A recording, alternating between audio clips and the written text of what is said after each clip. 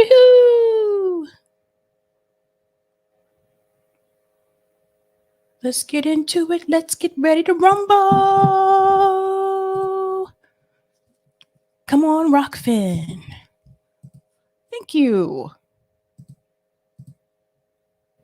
Let's go. Doobie-doobie-doo.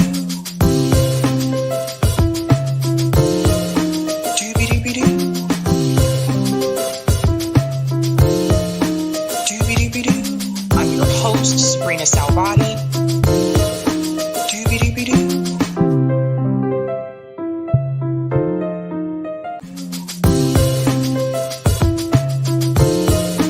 Doobie-doobie-doo.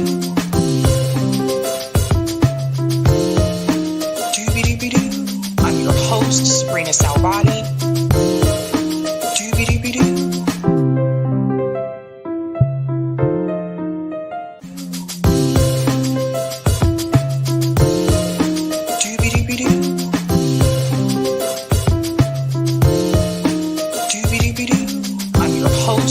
Sabby. All right, what's going on, guys? Happy Tuesday. Welcome to Sabs podcast. I'm your host, Sabrinasalvati. If you are new, I want to let you know that Sabs podcast is a part of Revolutionary Blackout Network.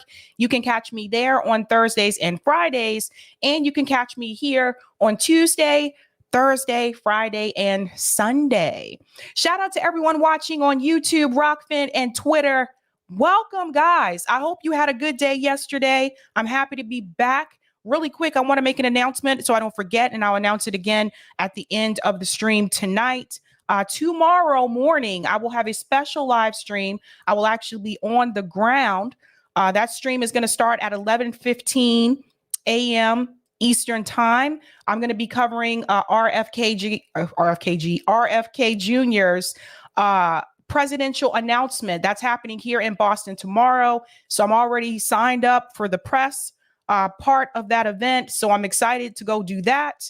So yeah, you will see me tomorrow on the ground live. And so because of that, I'm going to take Thursday night off.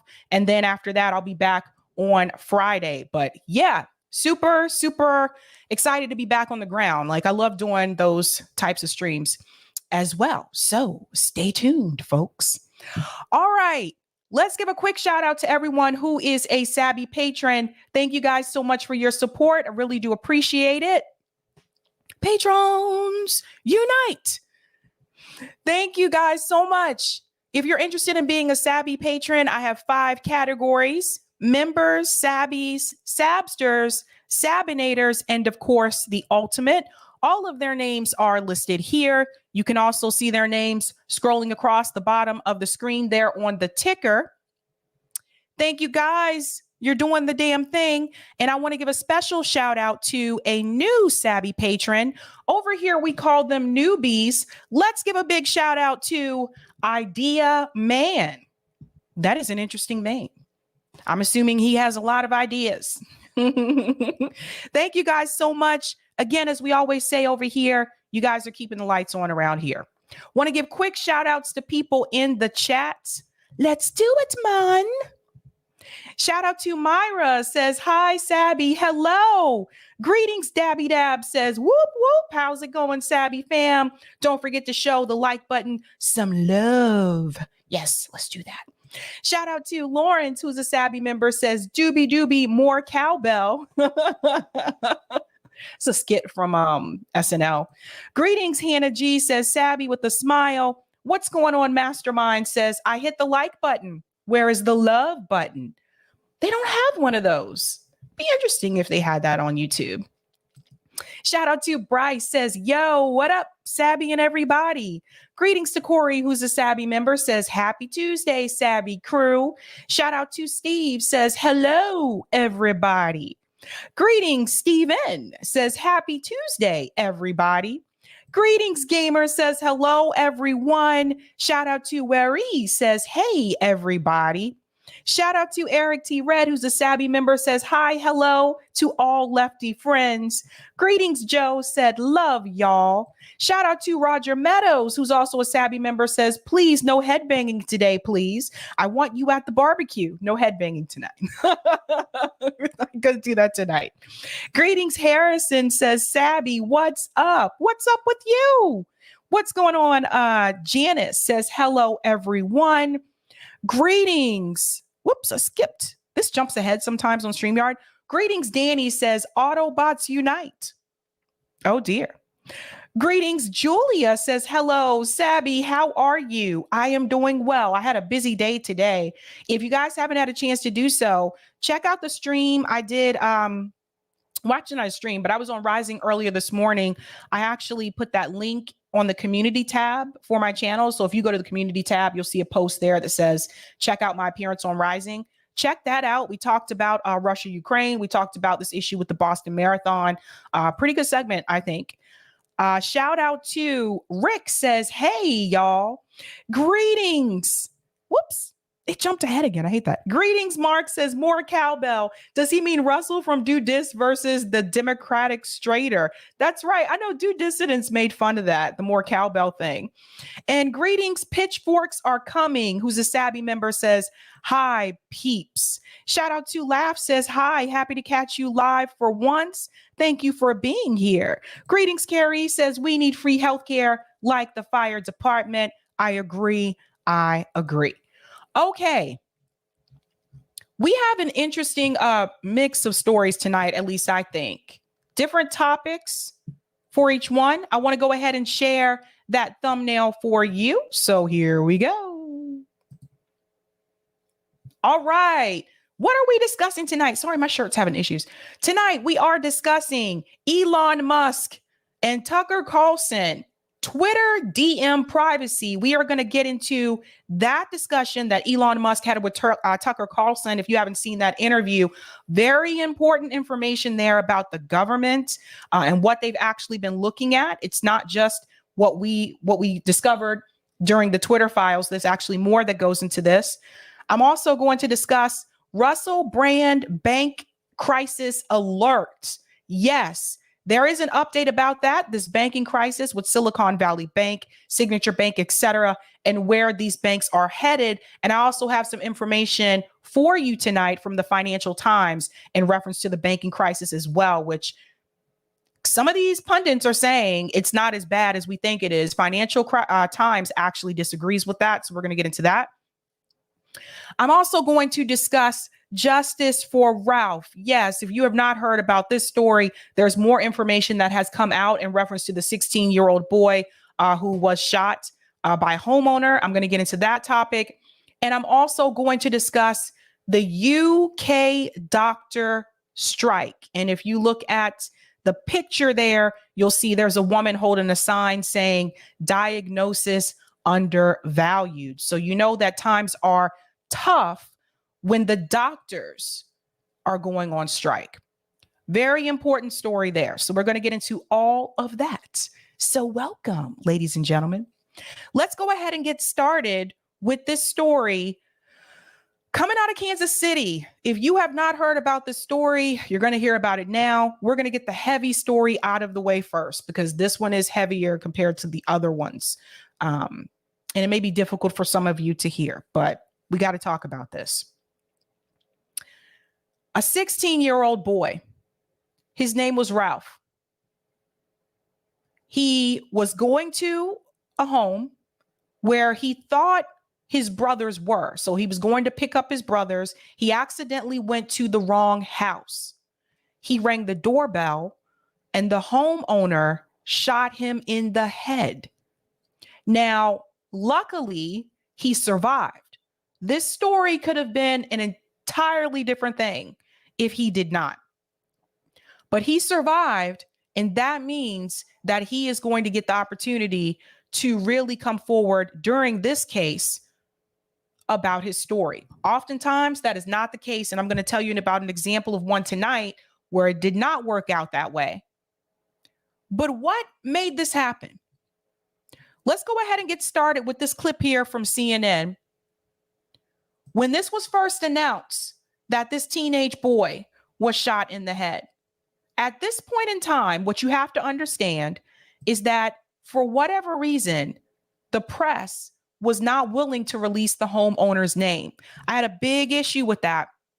And I was talking to people about that via social media, because why should you wait to release the perpetrator's name, but you have no problem putting the victim's name out there all in the open? They have released his name now, but I think that is because of more push that came from the people. You don't need to protect the perpetrator. Let's get into this clip. Calls for justice across the country after a Kansas City teen went to the wrong home to pick up his younger brothers, and the homeowner shot him. 16-year-old Ralph Yarl is recovering in the hospital in stable condition. His family describes him as a typical high schooler who loves to play the bass clarinet. He has been looking forward to starting college and majoring in chemical engineering. Police say Yarl's family say that he was given the address 115th Terrace, but he mistakenly went to a home at 115th Street. And let me pause here for a second. Anyone could easily make this mistake. Same number address, but then you have one that says terrace and you have one that says street. Anyone could make this mistake. And for the people who have been making excuses for the perpetrator, saying, well, he should have gone to the right house, that doesn't give someone the right to just shoot you. Let's be real about that. Let's go on. instead, the shooter has been released, and there is sparking protest nationwide right now and outrage nationwide. CNN's Camila Bernal live for us in Los Angeles with more on this. Good morning to you, Camila. What is the status on this investigation? Good morning, Don. Authorities say more is needed to go forward, and they need a statement from Ralph Yarl. He is doing well. He's in the hospital. He's recovering. But the family says that this is a long road, especially when it comes to his mental and his emotional health. This is a teenager that is being described as friendly and well-mannered. He loves music, and the family says plays multiple instruments, always had one in hand. He was dreaming about graduating and going to West Africa. All of this, of course, is going to be a lot more difficult now because he went to 115th Street instead of Terrace. He was just a block away from his brothers when he was shot. Yep. The Kansas City community protesting on Sunday after 16-year-old Ralph Yarl was shot as he was trying to pick up his siblings last week. Police say Yarl accidentally went to the wrong address, where he was shot and seriously wounded by the homeowner. Officers arrived at the scene after a neighbor called 911 and took the homeowner immediately into custody. Our heart goes out to the juvenile victim, and more than anything, to make sure that this child and this child's family knows that there are people working hard, a number of people working hard, to make sure there is justice for this person. We need to pause here for just a second. Did you notice what they're doing? Notice how they wouldn't mention his name. They referred to him as the homeowner, but they had no problem mentioning the victim's name. This is something I've seen happen oftentimes in mainstream media. I've always had a problem with this because I feel like they're trying to protect the perpetrator. And if you shoot someone point blank in the head for ringing the doorbell, you don't need to be protected from the mainstream media. Now, there are some media pundits that are saying that he tried to forcefully enter the home. That has actually been debunked. This boy did not enter the house. And the fact that they just told you that the homeowner shot him in the head and a neighbor called 911 and he was immediately taken into custody, that tells you that after he shot him, he sat right back down, had no problem with what he did. It's not like he tried to escape. It's not like he shot him and tried to get in his car and ride off or anything like that.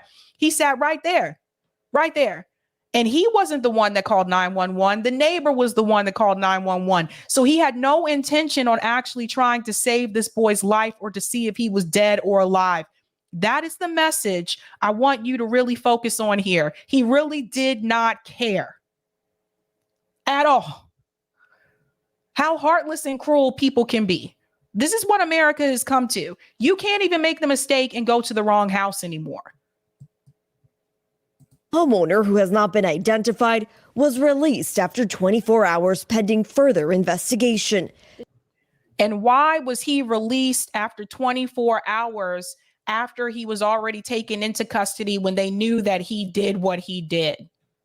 I want to remind you that someone like Julian Assange was not released. Julian Assange didn't kill anybody, but they considered him to be more of a threat than this man right here who shot this kid in the head. Make the comparison. Make the comparison here. They let him go. The police department says they're waiting to obtain a formal statement from the victim and further forensic evidence. I want everyone to know that I'm listening, and I understand the concern that we are receiving from the community. The information that we have now, it does not say that it's racially motivated. That's still an active investigation. But as a chief of police, I do recognize the racial components of this case. I do recognize and understand the community's concern. Yarl's aunt says her nephew loves music and is a section leader in his marching band. If she understands the community's concern, then why did they release him after 24 hours? What if he would have shot someone else? She says his goal is to attend Texas A&M University to study chemical engineering. Civil rights attorneys Lee Merritt and Benjamin Crump are representing the victim and his family and demanding swift action, and are calling the shooting horrendous and unjustifiable. As a mother of 3 children, this enrages me. And protesters gathering Sunday outside the home where Yarl was shot, demanding justice. He is alive. He is healing. So I just want to tell you thank you for being here, because my nephew is alive. And the homeowner was released. State law says you either have to charge someone or release them after 24 hours. And authorities here say they need more evidence. They want to talk to this teenager and they want to continue this investigation. So he was released, and it's part of the reason why people are so upset this morning and why they're asking for justice. Dawn? I just want to chime in here for a second and say this. The neighbor called the police. The neighbor was the one that called 911. I'm not quite sure what more information they needed to keep him and to charge him. So that's the part that really bothers me. Now, I have another clip here. This is from MSNBC, where they finally come forward with the homeowner's name. So this gentleman, Andrew Lester, he's in his 80s. I hear so many people on social media right now trying to make excuses for this man. The thing is this: what kind of country do we live in now where you can't even make the mistake of ringing someone's doorbell when it's the wrong doorbell? What was he so afraid of? And why are we so afraid of each other? Is this what it's come to in this country? Is this what it has come to, where we are afraid of each other? And if that's the case, I blame mainstream media. I told you this is what they do. They have us so divided and so fearful of each other to prevent us from coming together. Where if someone shows up on your doorstep, your first response is to shoot them. What has happened to this country? Let's get into this one.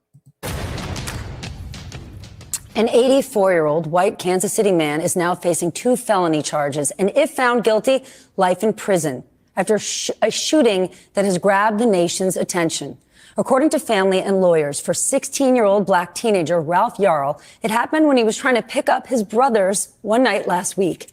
They say he accidentally rang the wrong doorbell, and the man inside shot him in the head and the arm. He had to run to 3 different houses before someone would help him. That has led to protests over the weekend and a massive outpouring of support on social media. A GoFundMe for Yarl's hospital bill has surpassed $2 million.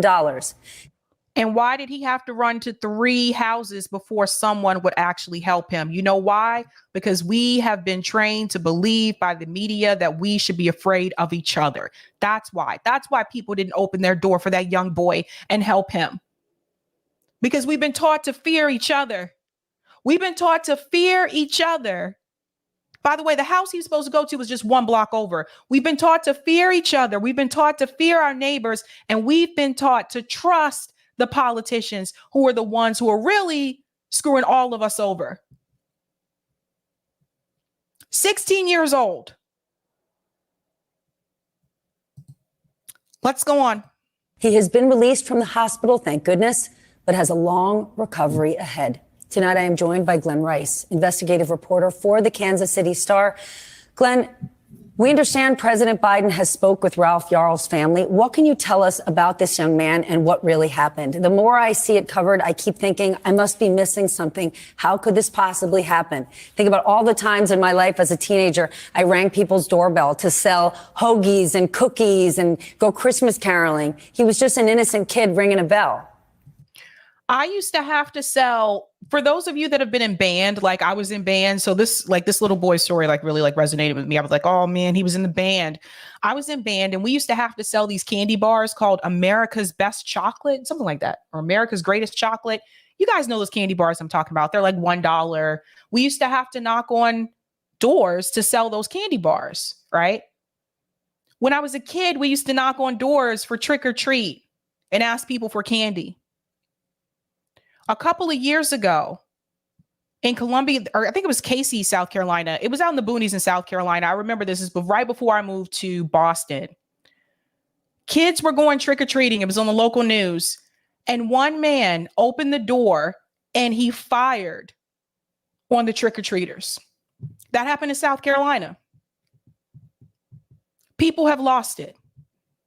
Seriously have lost it. You can't do these things anymore. Parents can't let the kids go trick-or-treating by themselves anymore because someone may shoot them when they open the door. You can't go knock on someone's door to sell candy bars because you may get shot in the head. You can't accidentally make a mistake and knock on the wrong door because you may get shot. This is what this country has come to. America is a violent country. Terrible. Yeah, that is correct. Ralph is a 16-year-old junior at one of the schools in our Northland portion of Kansas City. On that day, he had was summoned to pick up his young siblings, twin brothers, at a house and mistakenly went to the wrong house. At that time, when he rang the doorbell, a gentleman emerged. Andrew Lester emerged, and he told him to leave, and he fired a shot and struck him in the head, and Ralph fell to the ground, and Lester, according to prosecutors, shot him again. Hold that thought right there. He shot him in the head and then he shot him again. He wanted to kill him. He wasn't trying to injure him. He was trying to kill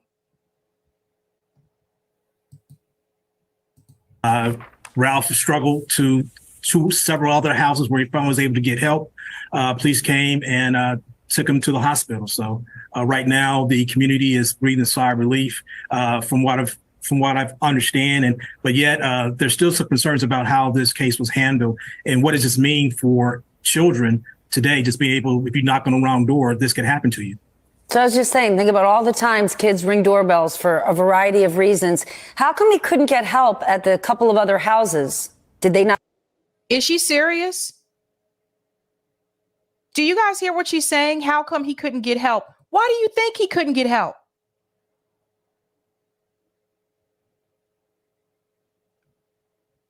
I really can't. This is liberal media, by the way. Completely out of touch. Not answer the door. They wouldn't help him. They weren't home. It was a combination of both.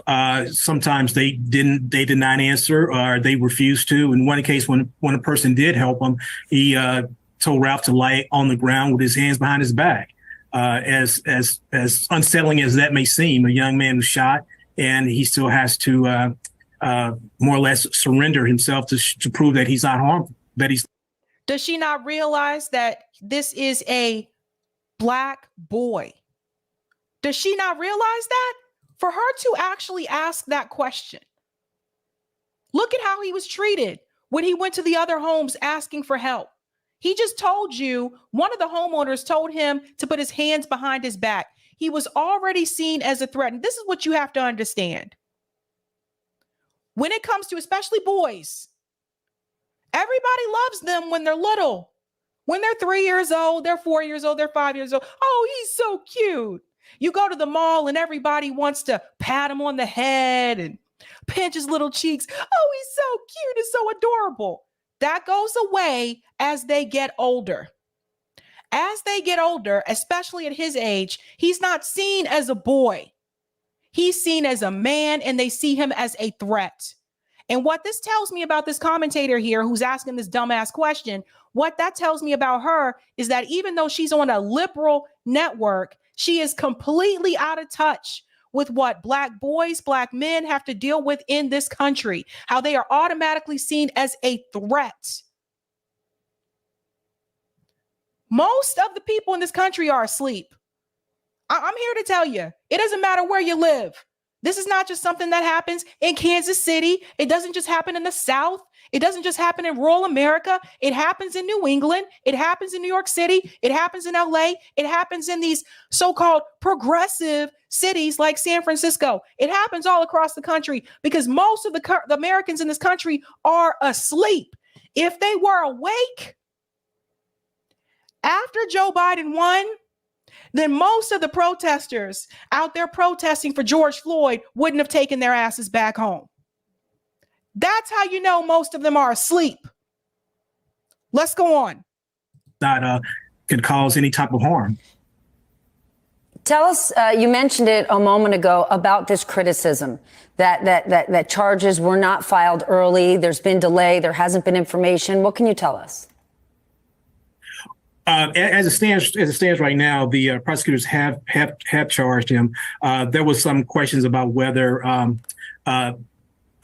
he would be able to speak to authorities, but apparently he did speak to investigators on the night that he was shot. And then it took some time for prosecutors and crime teams to gather information and do specific type of testing to ensure that they had their case in order. So the prosecutor did say there was a racial component to this, but he didn't go beyond that. What can you tell us? Well, as you know, Ralph is is Black. The perpetrator in this case is white. Some would assume that because Ralph is Black and the gentleman who shot him is white, that there may have been some fear regarding, whether he could, cause any harm to him. But that seems to be the case. You have an emerging Black population that is moving to the north portion of our city, and in some cases that is unsettling to people who've been there for a very, very long time. He just said the quiet part out loud. By the way, Kansas City is blue. They have a lot of Democrat representatives. That's ridiculous. They're moving there because they want to be part of a safer community. What did they think? This young man was carrying a loaded saxophone. He's a model student. What can you tell us about Ralph? But also, what can you tell us about Andrew Lester, the 84-year-old who shot him? What do you know? This woman is really not with it. She is really asleep as to how people view race in this country. She really is. Know about these two men? Well, as far as Andrew Lester, we know that he's 84 years old. He has been a resident of that community for quite some time. We don't know if he has any type of criminal background or what he did. I know when I first saw the picture of this man's face, I thought if you put a wig on him, he reminds me of the character from Throw Mama from the Train. And I don't usually harp on like people's appearance, but in this case, I think I got a right to, because this guy is an absolute clown for him to shoot a kid in the head like that.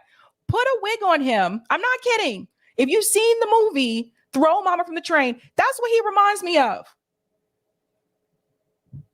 Did for a living. We know that he has family in the area as well as elsewhere. Neighbors have told different media outlets that he's is well liked, well respected. People in that neighborhood say they look out for each other. Ralph, on the other hand, as I mentioned before, is a junior at a stately high school, by all accounts, an honor student, a kid who's well respected. He played bass clarinet. He had dreams of becoming an engineer with goals of wanting to attend Princeton when he graduated.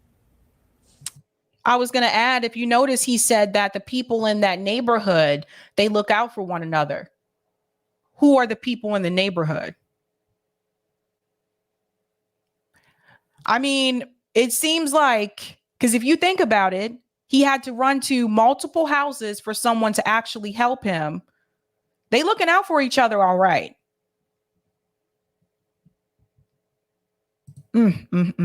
Well, I hope he can still do that. Luckily, he is home and recovering, and we are sending him our very, very best. She's asleep. Now, here's the other piece here, too, because before, they did show the protest.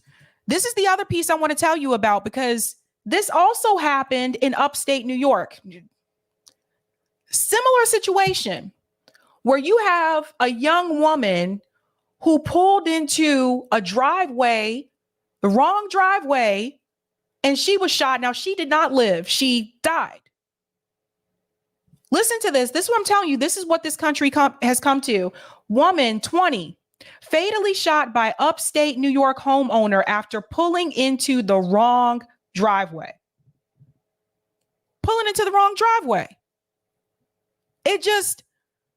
20-year-old woman was shot dead by upstate New York homeowner Saturday after the driver of the car she was riding in turned into the wrong driveway. See, he didn't even shoot the driver. He shot the passenger. Her name was Kaylin Gillis from Saratoga County. She was inside the vehicle with 3 pals when they made a wrong turn into a driveway while searching for a friend's house in the town of Hebron. Now, this is coming from Washington County Sheriff's Office.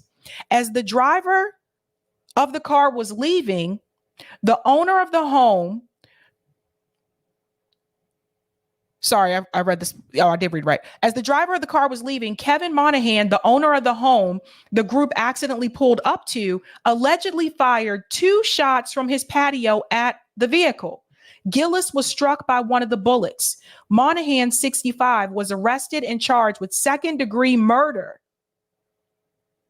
It's just, you can see the clip here.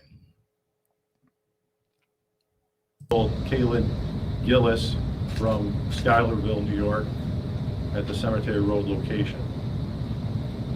Talking to the other subjects that were there at Cemetery Road in the Sorry about that. There we go. Vehicle with Kaylin, they indicated that they had been looking for a friend's house in the Patterson Hill Road area and had gone to the scene where we had the report of shots fired. They had gone to the scene in error. They were looking for a friend's house, as I said, and unfortunately, they drove up this driveway. While they were leaving the residence, once they determined that they were at the wrong house, the subject came out on his Porsche for whatever reason and fired 2 shots, one of which struck the vehicle that Kaylin was in. How many of you listening to this have been driving and maybe you needed to turn around? I've had to do this before where I've been at a dead end street and I had to turn around, and the only way to do that 3-point turn, you kind of end up turning into someone else's driveway, especially these streets that don't have sidewalks. So the driveway actually meets the street. So you end up turning around in someone else's driveway. This could have been you. That could have been me. Anyone who's done this before. And the homeowner took it upon himself to come outside. He took it upon himself to fire shots on them from his patio. I just don't understand. What was he afraid of? This is what happens when us as a society, we have been taught to fear our neighbor. We've been taught to fear each other. Oh, and by the way, that woman was white. Everybody's afraid of each other. Everybody. It's a terrible place. Terrible. Terrible. What happened to the days that my parents talk about, the time that they grew up in? What happened to the days where everybody in the neighborhood knows each other? Everybody greets people. People used to leave their doors unlocked at one point in time in this country. What happened to those days? Now you can't even ring the wrong doorbell. I don't have kids, but for those of you, if you do have kids, how does this make you feel? Does it make you feel safe to let your kid go knock on doors to sell candy bars? What about going trick-or-treating? Do you feel safe letting your kid do that now? And some loony comes to the door and shoots them? Something has to change in this country, man. This country never fully got to a place of healing. Never fully did. There's a lot of bitterness. There's a lot of anger. There's a lot of frustration. And then to go along with that, you have mainstream media to add to that. Fear your neighbor, they say. Fear your neighbor and trust the politicians. Isn't that something? When the politicians are the real crooks. Well. Thank you so much for the super sticker, Aberdeen. We're going to hear more about this story as time goes by. Red Todd said it's okay when cops go to the wrong house. They said so themselves. This is a good thing to bring up. What about those times when police officers have gone to the wrong house and they've killed the wrong person? Dana says this reminds me of how long it took the police to arrest George Zimmerman after he murdered Trayvon Martin. Thank you for the super chat, Laugh66. The shooter here will not be called a shooter by MSM because MSM lies on a daily basis on behalf of racist media that likes to make excuses for the better off. And thank you for the super chat, Roger Meadows. Sounds like Renisha McBride, 2013 of Dearborn, Michigan. You go. And thank you for the super chat as well, Laugh66. People outside the U.S. marvel at the passivity of the U.S. population in the face of gun violence that kills innocents daily. Are the U.S. population ever going to rise up? Does not seem so. Desert Mantis, austerity has taken its toll, Sabby. Very sad. I like to get you to look at the big picture, which is the fact that we are afraid of each other. That's what it's come to.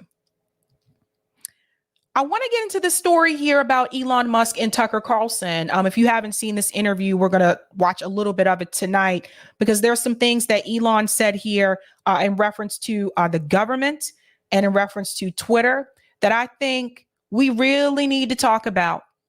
Now, a while back, I told you that nothing that you do on social media is actually private. And I found this out a couple of years ago when I was working for employers and they were able to get around Facebook privacy settings to view applicant Facebook pages. Let me see what this person is talking about on social media to see if I really want to hire this person. But there were still people out there that did believe that if they had their Facebook page set to private, or if they had their Twitter DMs set to a certain settings that only people that they follow could see what they do and could DM them, people still believed that. And it has now come to the point where you have someone like Elon Musk who has now confirmed what I've been saying for quite some time, that even your Twitter DMs are not private. Even the government was able to look at those. There is no privacy in this country. Stop telling yourself that it is.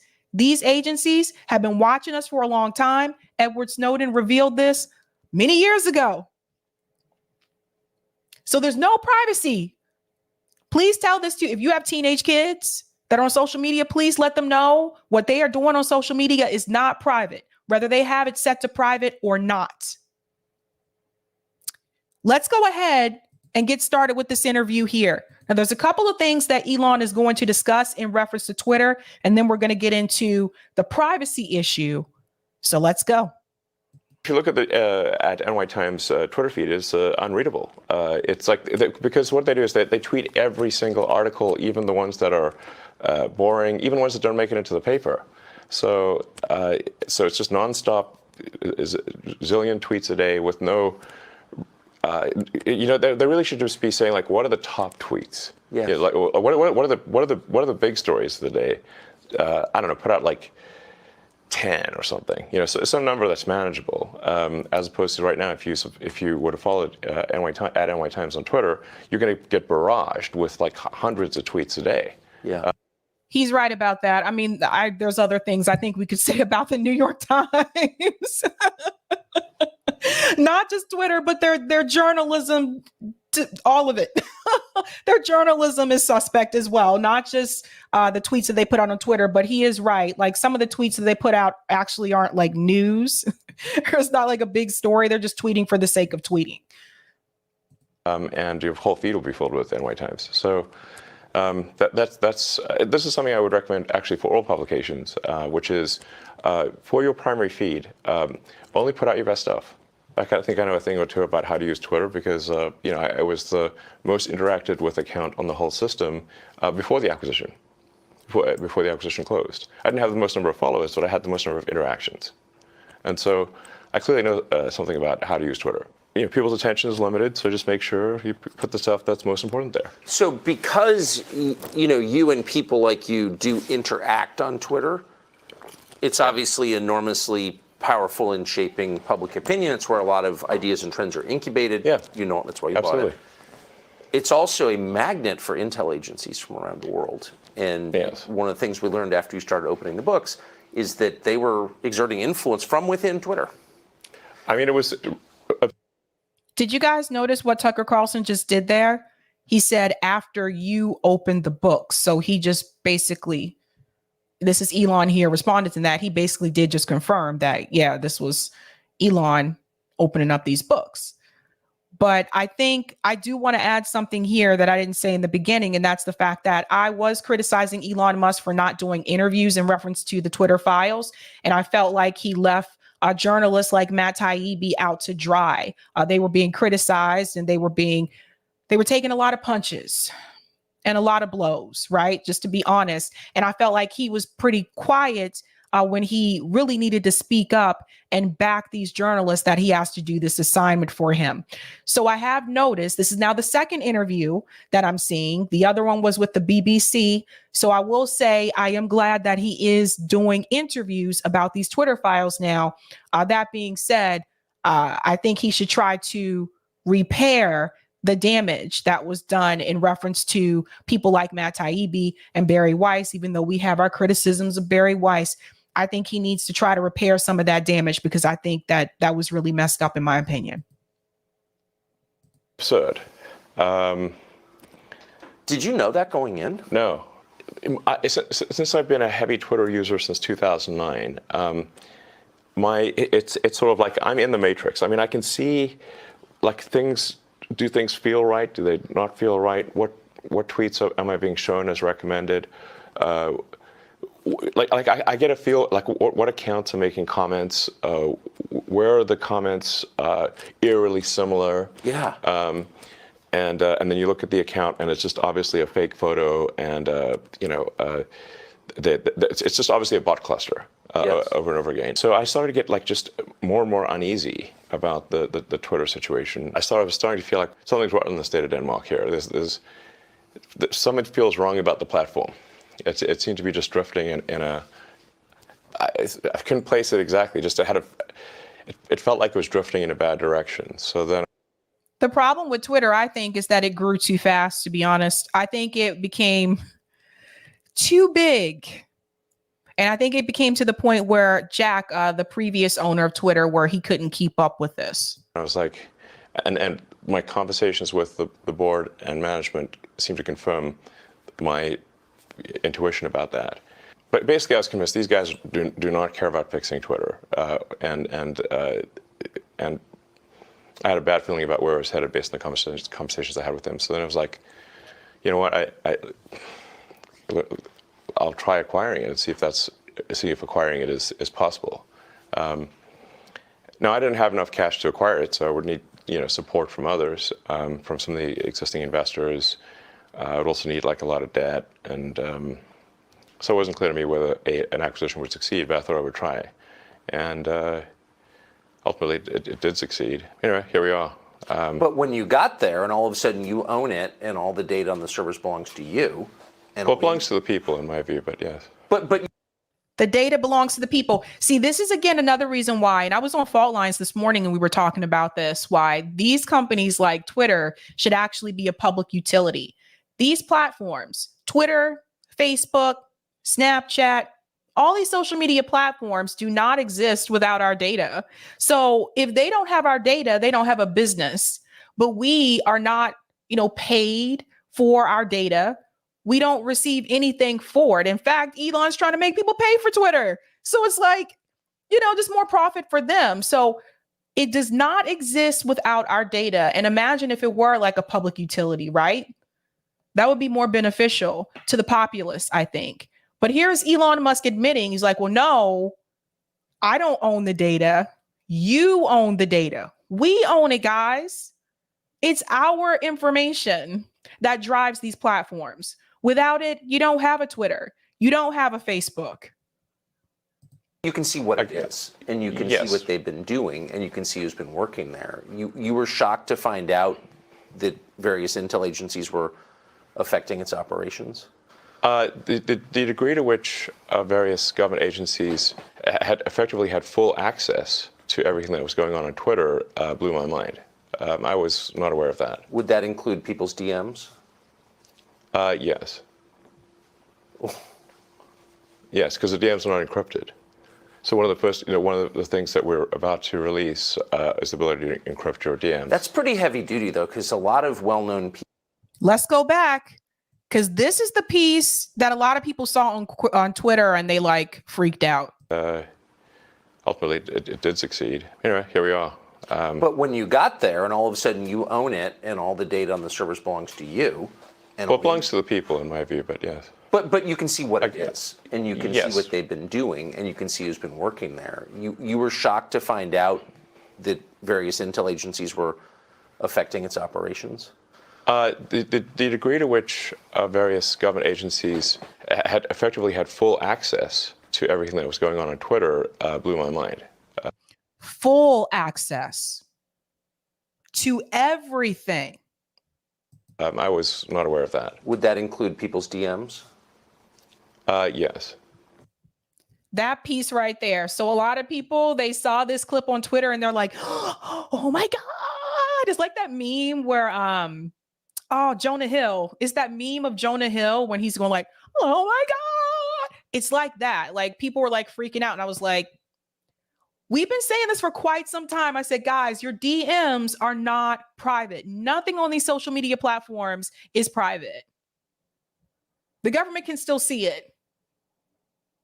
So you have to be careful what you're sending to people, even in your DMs. This is what I've said before when it comes to organizing too. Like after the pandemic, a lot of us started organizing online instead of organizing in person. Problem with that though, is you end up with way more infiltrators because it's the reality of it. People aren't always who they say they are. And guess who else was able to see what was going on in those group DMs that you have? The US government. So they already knew what you were planning to do before you planned to do it. That includes things like Black Lives Matter marches. That includes things like the George Floyd March. That includes things like all these different protests. If you have been organizing these things online through a place like Twitter, via DM, guess what? Intel already had eyes on it. Now I'm saying this, and some of you are probably watching this and you're starting to wonder, damn, what was the last DM I sent? Some of you are probably starting to pick your brain a little bit here and wonder, ooh, might want to go through my DMs and see what's going on. And let me tell you something else about Twitter DMs. It's never deleted. Even when you delete it, it is never deleted. If you go to Twitter, you go onto your Twitter site, there's actually an option where you can request a Twitter report. And that report will give you everything. Even those DMs that you deleted, they are never truly deleted from Twitter. Once you send it, they have it.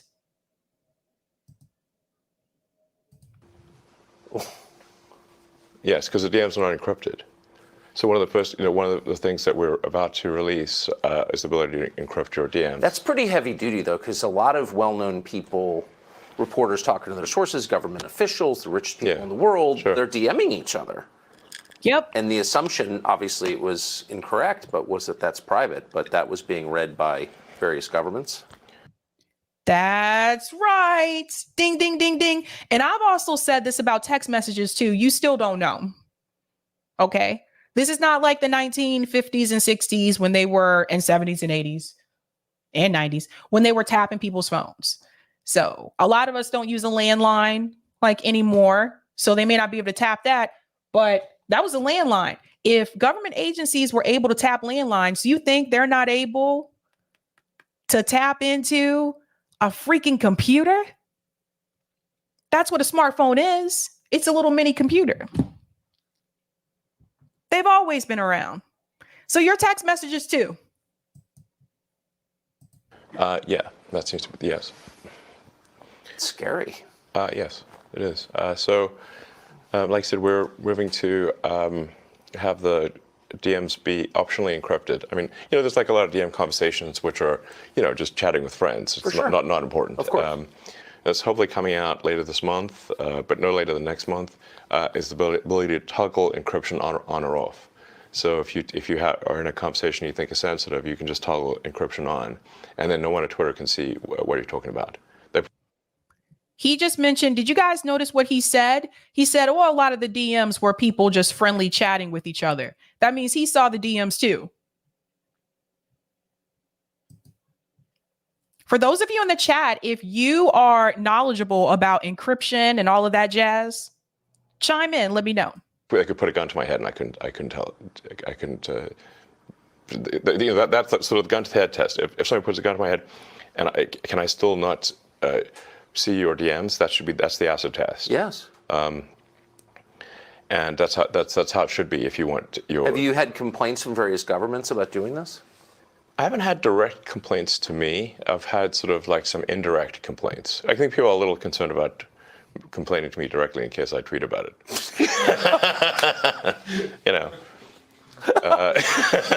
They're like, uh-oh. So they're sort of trying to be more roundabout than that.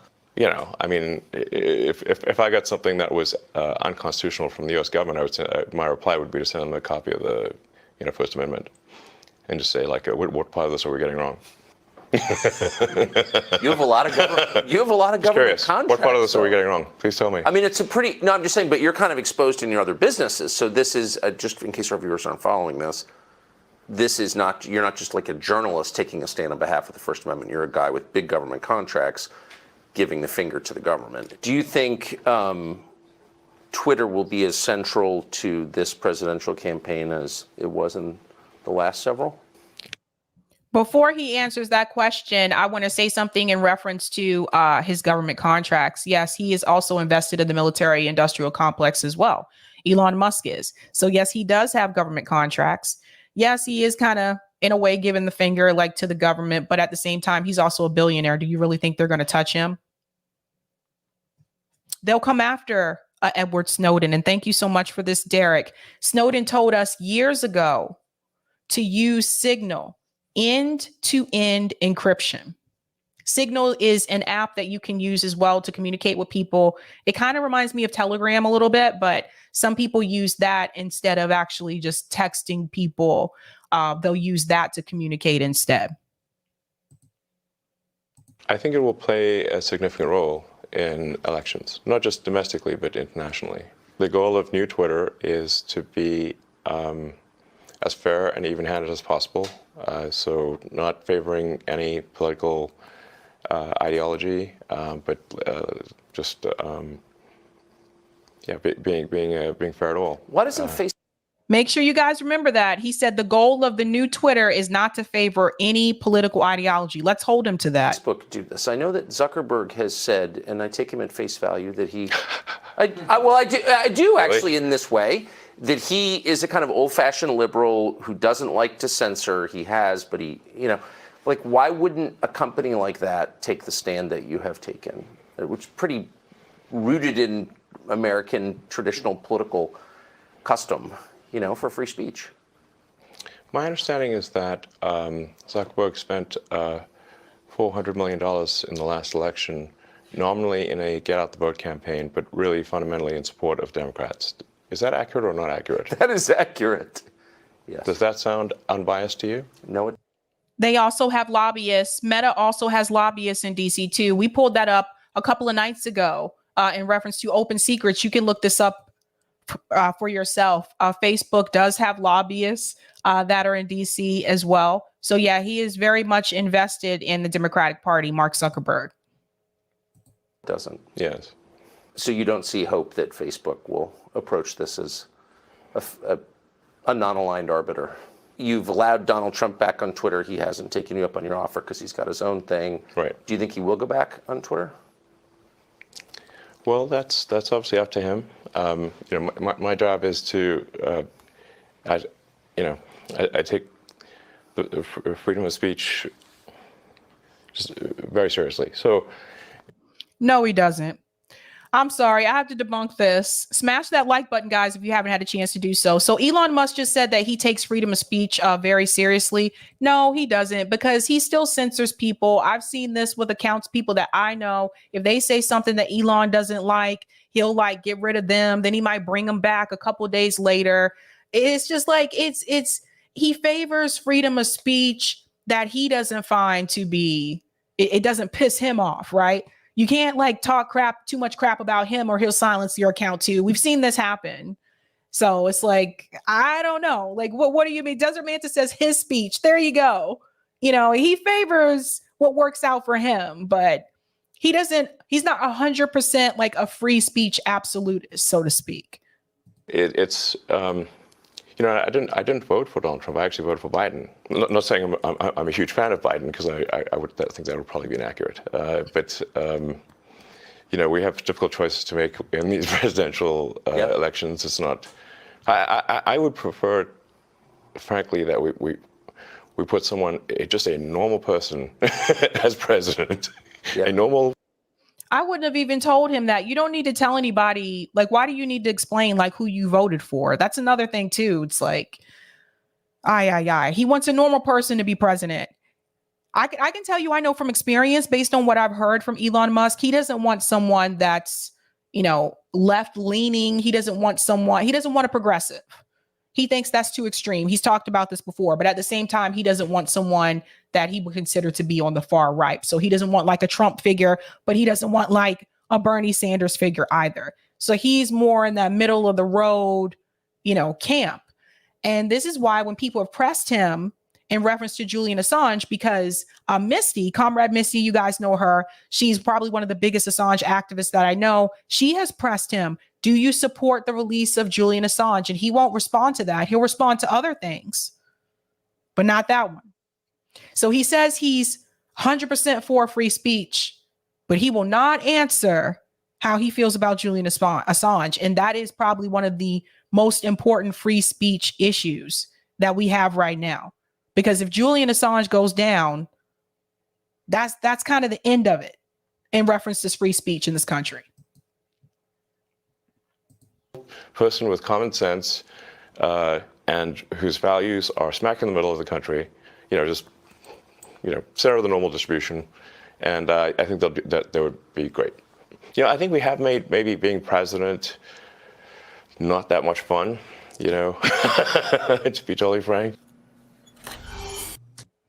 He wants someone in the center. That's what he wants. But what he just told you there in reference to the government actually having access to DMs on Twitter, that goes even crazier. This is even crazier than what was revealed in the Twitter files, because of the fact that here is a communication that you are having with someone that you feel is that one-on-one communication or group communication on Twitter DM that you really didn't want anyone else to see except for the person that you're communicating directly with. And the government was able to look at that as well. None of this is safe. None of it. So hopefully this is a lesson to people, because I've been talking about this for quite some time. None of these social media platforms are safe. None of them. And none of them are private, whether you have a private setting set up or not. Just something you got to remember here. Thank you so much for the super chat. Dwayne, land of the free and home of the brave. We are not. We are not. We are the home of enslaved, ignorant cowards clinging to guns. Chango says, yes, Signal got compromised, so they came after Signal too. So I don't know. So see, there you go. All of them. Signal, Telegram. I keep telling you, they're looking at Telegram too. If it has internet access, it's not private. Just tell yourself that. We're going to get into this next story here coming straight out of the UK. If you have not heard, doctors in the UK have been on strike. Now, this obviously affects the healthcare system in the UK. You have to remember that the UK has the NHS. They don't have Medicare for all. They have a national healthcare system, which is actually better than Medicare for all. So if you could imagine all of these doctors on strike, think about how that would affect this system. But why are they going on strike to begin with? Could you actually believe that doctors in the UK, these junior doctors, some of them were being paid less than fast food workers? It's true. Some of England's trainee doctors are paid less than fast food workers. They have had enough. It's crazy times we're living in. Tens and thousands of England's trainee doctors have gone on strike this week over pay. For many, hourly pay falls below that of some baristas and fast food workers. Junior doctors working in the country's National Health Service, NHS, walked out Tuesday, the first of 4 days of strikes demanding a 35% increase in annual salaries. The British Medical Association, the trade union and professional body for UK doctors, says junior doctors in England have suffered a 26% cut to their pay since 2008, once inflation is taken into account. So again, this is going back to 2008. That time, remember what happened then? That was the housing crisis that we had here in the United States. So they are long overdue for a pay raise. Junior doctors in Scotland, Northern Ireland, and Wales are on a different contract to those in England, though they have seen similar real-term cuts to their pay. They are not currently on strike.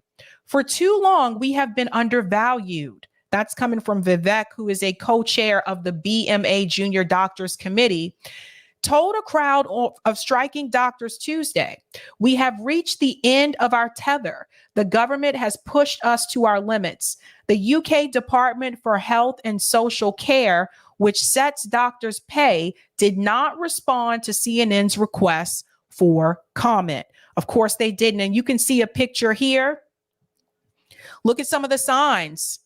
14 pounds an hour is not a fair wage for a junior doctor. Full pay restoration now. We are at our wits' end. Patients are sick. We are tired. Yeah, missing 26% of my salary, last seen since 2008. I'm surprised we haven't heard about this before now, but I do have a clip here that I want to play, and we have a couple of other clips to get into as well. What do we want? Patient safety. When do we want it? Now. What do we want? Patient safety. What is it for? You. In the midst of the festive season, Britain is at breaking point. Nurses, paramedics, postal, transport and border force workers have had enough and are going on strike as workers face rising inflation and stagnating wages, bringing the UK to a grinding halt just as Christmas approaches. Here outside St Mary's Hospital in London, these nurses have joined tens of thousands of other protesters up and down the country to demand better pay. This is just a reminder. This is a reminder because remember we talked about the UK strikes last year. Remember it started with the nurses. When we talk about healthcare, there were teachers, there were railroad workers, all coming together to go on strike. So when it comes to the NHS system, they actually started with the nurses right before Christmas last year. And now you have the junior doctors also going on strike. So there are obviously some issues with the healthcare system in the UK. They need to pay these people. You have to understand, if you haven't worked in healthcare, some of these nurses, even here in the United States, they're expected to see 20, 25 patients in a day. They're only working so many hours. And so some of them look at this and they're like, look, I'm not getting paid enough for this. This is too much. It's happening all across it's not just here in the US. So the UK is having these issues as well, and people are tired of it. So it started with the nurses demanding higher wages. We've seen so many nurses leave the profession due to being overworked and understaffed, and we're just not appreciated.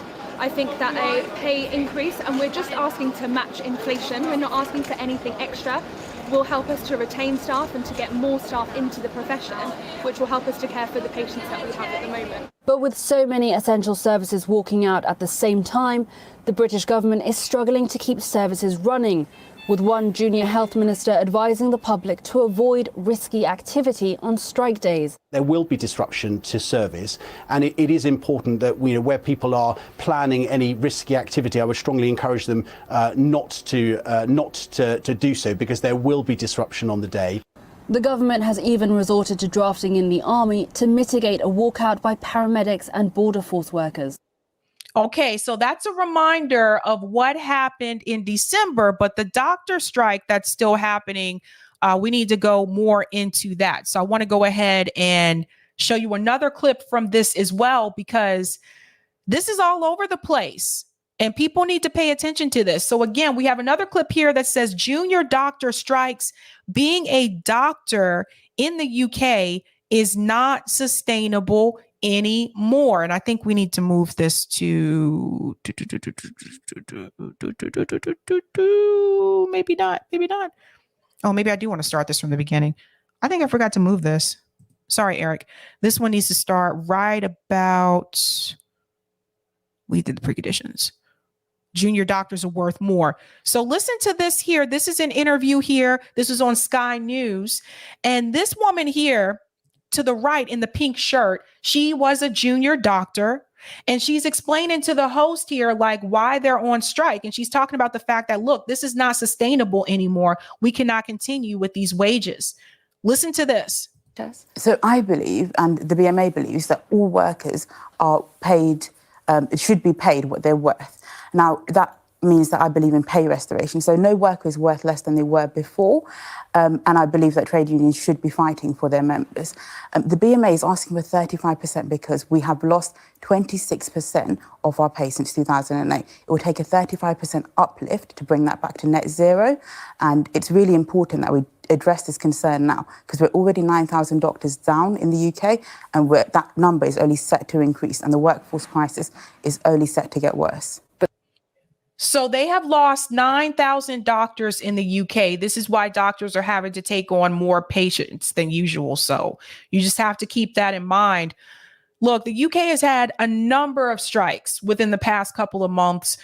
Some of this started around the time when inflation started in reference to this war with Russia and Ukraine.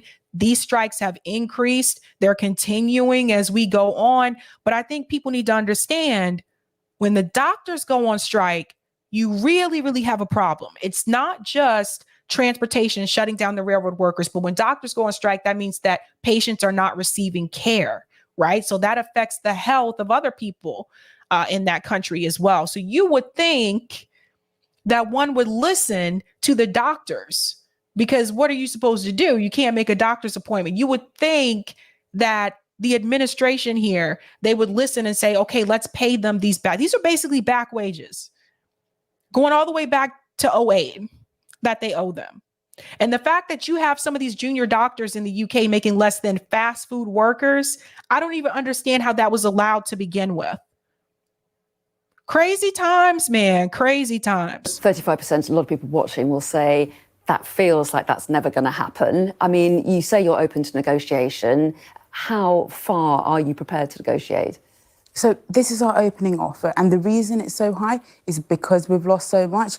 You have to appreciate this is in the landscape of what's actually happening in the NHS at the moment. Staff are fleeing to other countries, New Zealand, Australia, Canada, because it's not sustainable to be a doctor here, and they're being offered better elsewhere.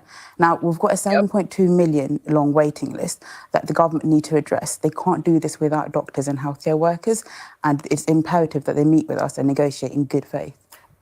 Doctors from the UK are also moving to countries like Australia because Australia is giving them better benefits and better pay. And this is actually how countries lose good doctors. This is important for people to really wake up to. This is how you lose good doctors. This is how you lose good teachers. You lose them to other countries. There are American teachers here that move overseas to teach there because they're paid more and the benefits are better. In fact, when I lived in Germany, some of my teachers were American teachers, and that's what they did. There are people I know that have taught in South Korea, same thing, because South Korea pays for their housing and they get more salary and they live there as long as they can. And then they come back to the US and they are not in debt so much, so to speak. So this is how good talent walks out the door. If you want to retain good talent, you have to pay people what they are worth, and you have to make sure they have the benefits that they need to survive and to succeed, and the resources they need as well. When you shortcut, you lose good talent. When you lose good talent, you know who suffers? The residents in the UK, they're the ones who are going to suffer. That's what's happening right now. The waiting list will get worse, though, as a result of strikes, won't they? You've called 4 days of strikes. Why have you chosen the particular dates that you have in April? So we have chosen 4 dates, and this is an escalation of the 3 dates that we did previously in March. The reason that we've escalated is because the government refused to negotiate with us. And this is completely within the government's right to call off the strikes if they offer us pay restoration. Now, what we want them to do is come to the table, and we're willing to negotiate at any point. Our doors are open at any time to negotiate, regardless of whether strikes are on the table or not. And we want them to come and counter the offer that we've made, so that we can actually make progress on this and come to a solution. But I'm interested to know why you've chosen these particular dates, because they do come after a bank holiday weekend, Easter weekend, a 4-day weekend where there will be reduced junior doctor cover, then 4 days of strikes followed by another weekend. I mean, this is going to cause huge disruption to patients, isn't it?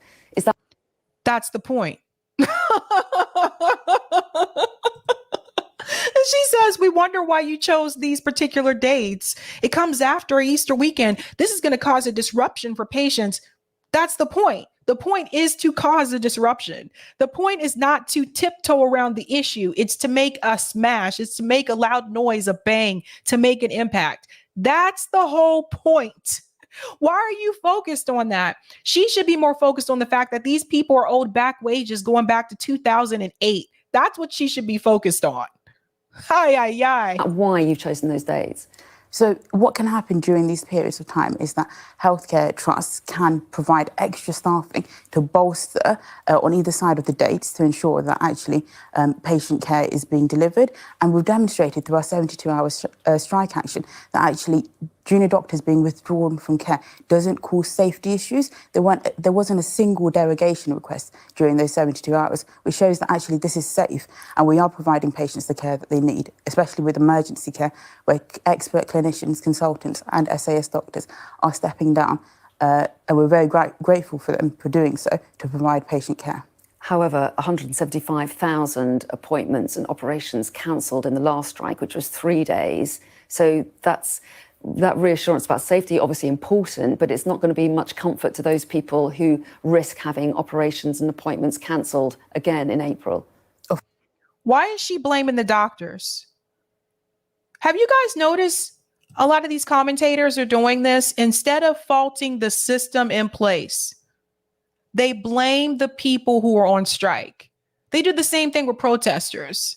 Instead of criticizing and attacking the system, and attacking the corruption of the government, of them withholding funds from these doctors, they criticize the doctors who are on strike. See, it's not just US media that does this. Of course, and I'm extremely sorry that it's come to this. I want the government to negotiate with us. The strikes don't have to go ahead. The government can come to the table and negotiate with us in good faith, and we can prevent this from happening. And I know that there are going to be thousands of patients waiting at home, waiting for knee replacements, waiting for essential operations in pain. And I really want to apologise to them because they have pushed us to this, the government have. So the ball is in the government's court. They're the ones who need to come through at this point in time. You can't blame these doctors. What are they supposed to do? They're supposed to continue working with less, but producing more. I talked about good talent walking out the door. Here is a clip here of a UK doctor now working in Australia. And she gives her view on the junior doctor strike and how doctors in Australia are valued more and have better pay, terms, and conditions. Listen to what she says. This is what I was saying about good talent walking out the door and going somewhere else. 1 year. Was pay a big factor in that decision? Well, working conditions was definitely a factor. I think pay is always a side issue, but it's very wrapped in with working conditions, which is hours and it's pay. Also here, the staffing is better, which allowed for better supervision and training. And we actually had access to study leave, access to exam leave, access to annual leave. We got married and we were given 5 weeks off work to go and do that. It was valued as part of our professional lives.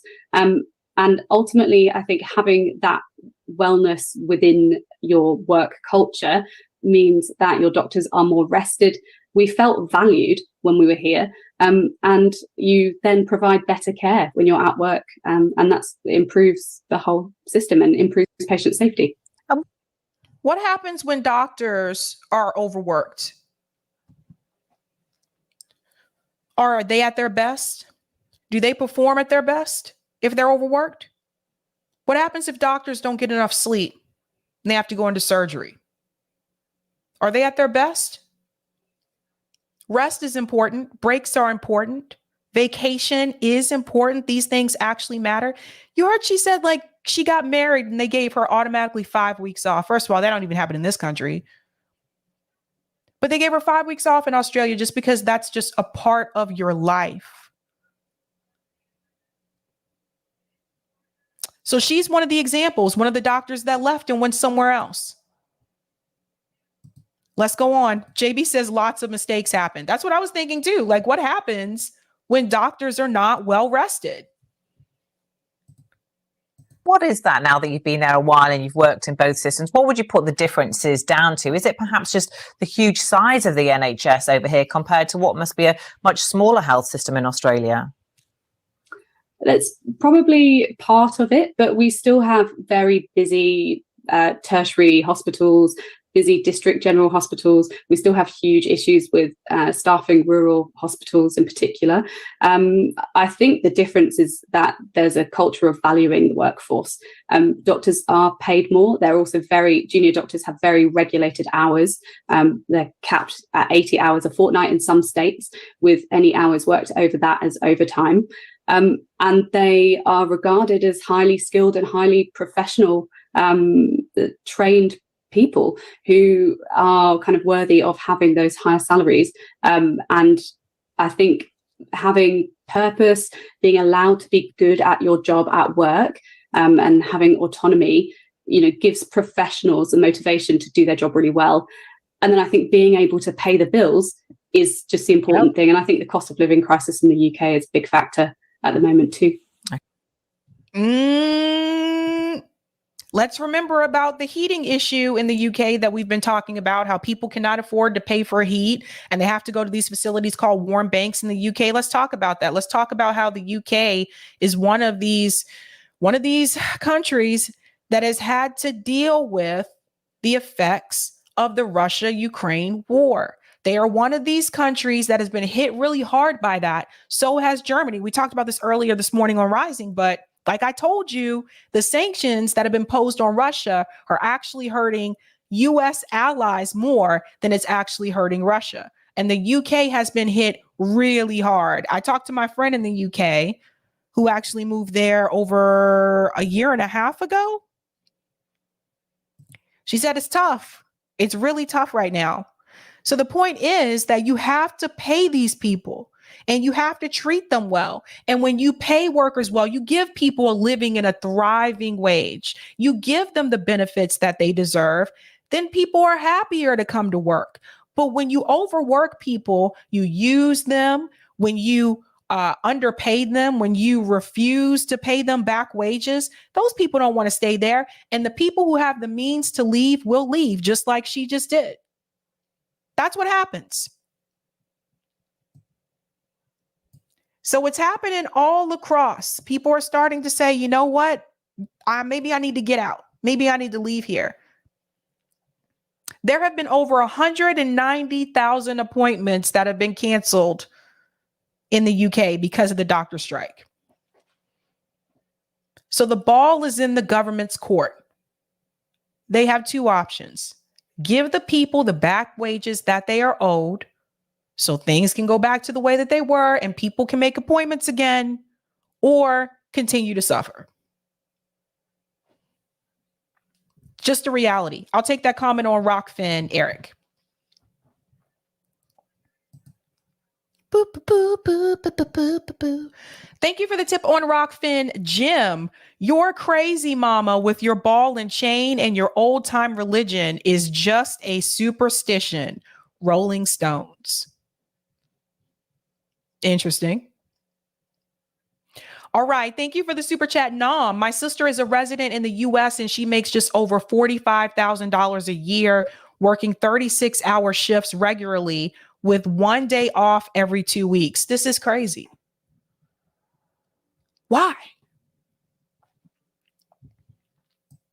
This is why this goes back to this idea of hustle culture, which was promoted. It's been promoted in multiple forms, whether it's been Hollywood, whether it's been music. Hustle culture is not something to brag about.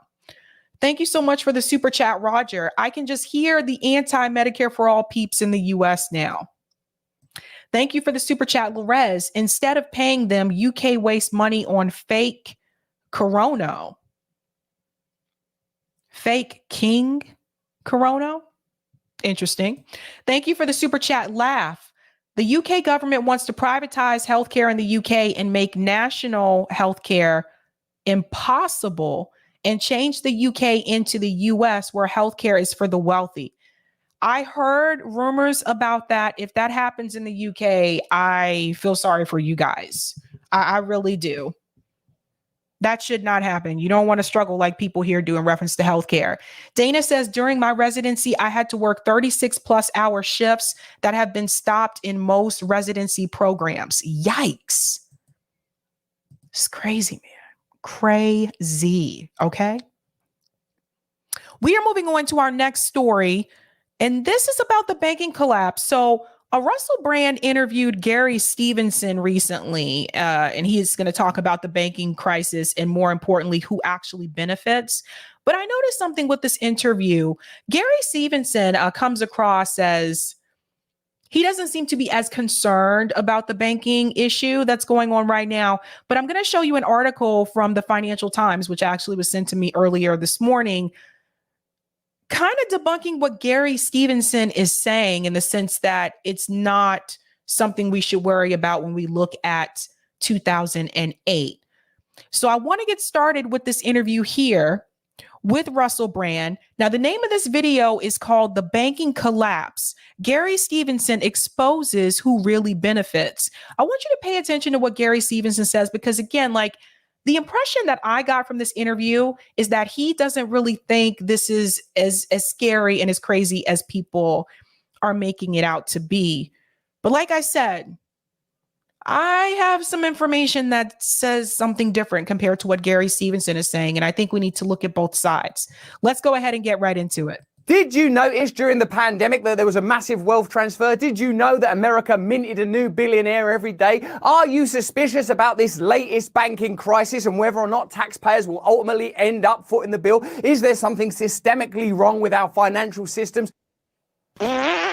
Hello there, you 6 million awakening wonders. Thanks for joining me on this voyage towards truth and freedom. If you're not a subscriber to our channel, subscribe right now. Turn on that notification bell. It's the only way you can guarantee getting this information daily, because the algorithm will direct you into the arms of the mainstream. Have you noticed how we're lurching from one crisis, from war, pandemic, now into another financial crisis, and that these crises present opportunities to elite systems? Let me know if you agree in the chat and the comments. I spoke to Gary Stevenson, the man I call the Del Boy of the Dow Jones, a Cockney commentator on financial matters, who told me that what you intuitively understand is actually what's happening, that these systems do generate the possibility for wealth transfer and do exploit crisis. It's a fantastic conversation. Stay all the way to the end, because you're going to be even smarter by the end of it. You're going to learn a whole lot more about things that they make deliberately obscure and opaque to prevent you from understanding them. Can you tell us, please, what's been going on with all this hullabaloo? Is it like the last one, the 2008 one? Is it will taxpayers end up inadvertently round the block, round the back, paying for it in some sort of way? And also, how do they keep doing these things? What are they doing? I know it's something to do with interest rates went up by 4.5% and they'd bought these bonds and it all went wrong. Like, so just give us stuff so that we can understand it and then resent it and attack it. Okay, so notice he asked him, like, is it similar to 08? Just keep that thought in the back of your mind. All right, so I'll start with your first question. Is this going to be like 2008? Markets are still concerned that this could spread. It's unlikely, but possible. Most likely it will be kept to this one bank, Silicon Valley Bank. There's worries about Credit Suisse today, which is a much, much bigger bank. Probably it won't happen. We have to hope it won't happen, because if it does happen, it'll be a disaster for everyone. Let's assume it stays just within this one bank, Silicon Valley Bank. If that happens, the banking system will survive and ordinary people will not be massively affected. And the reason for that is it's only one bank going under. And the loss, which sits with Silicon Valley Bank, will be spread throughout the whole of society, and everyone will pay a few dollars. I think the way that it has been communicated has been pretty misleading. We've been told it's not a bailout, and essentially nobody will pay. If there's a loss, somebody has to pay it. In this case, they don't just disappear. In this case, basically, anyone who has a bank account will pay a little bit more over the next few years, and that will be how it will be socialized. I think the most interesting thing is the point that you make, basically, about, in many ways, this is a repeat of 2008, in the sense that the banking system itself, and in this case, Silicon Valley Bank, most of the deposit holders are venture capitalists, big businesses, wealthy people. They are going to be protected, and the loss will be socialized. That piece right there, I think, is very important. The venture capitalists, those people will be protected. Also, the billionaires, of course, some multimillionaires. Those people really won't lose much.